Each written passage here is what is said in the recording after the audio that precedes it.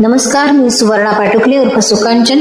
माझ्या काव्यवेल या युट्यूब चॅनलवर तुमचं सर्वांचं मनापासून स्वागत.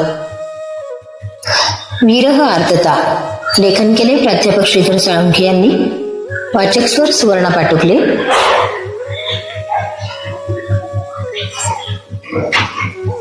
विरहामध्ये एक गोड कडवटपणा असतो.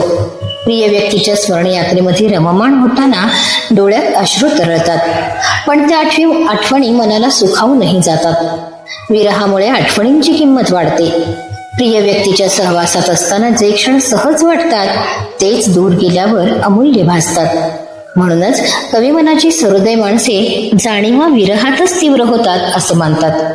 विरह आपल्याला वर्तमानाचं महत्व शिकवतो. आजच्या तंत्रज्ञान प्रधान युगात संवादाची साधनं वाढली असली तरी मनामनातील अंतर कमी झाले आहेच असे नाही. मोबाईल, सामाजिक माध्यम यामुळे भौतिक अंतर कमी झाले, पण भावनिक जवळीक मात्र कमी होताना दिसते. अशा वेळी विरह आर्तता केवळ वेगळ्याच स्वरूपात प्रकट होते.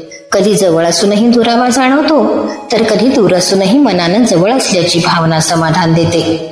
त्यामुळं विरह हा केवळ अंतरावर अवलंबून नसून तो मनाच्या नात्यांवर आधारित असतो. विरह आपल्याला आत्मपरीक्षणाची संधी देतो. प्रिय व्यक्ती दूर गेल्यावर आपण स्वतःकडे पाहू लागतो. आपल्या भावना, अपेक्षा, स्वप्न आणि भीती यांचा आपण विचार करतो. या प्रक्रियेत आपण अधिक प्रगल्भ होतो. विरहातील वेदना मनाला कठोर न बनवता संवेदनशील बनवत असते, तरच ती फलदायी ठरते. अन्यथा ती कटुता निर्माण करू शकते. म्हणूनच विरहाला सकारात्मक दृष्टिकोनातून पाहणं आवश्यक आहे.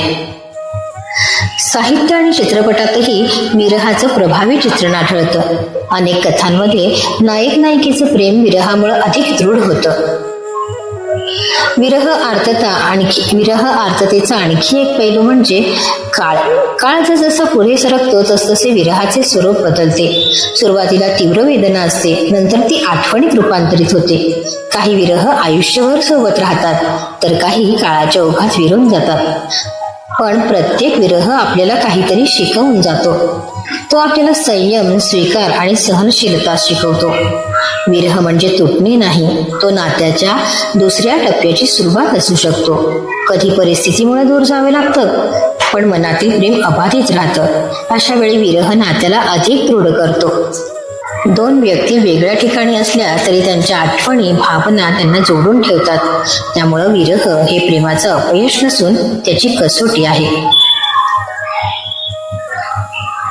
विरह आर्तता ही वेदना असली तरी ती विनाशकारी नसते. योग्य दृष्टीने पाहिल्यास ती आत्मविकासाची संधी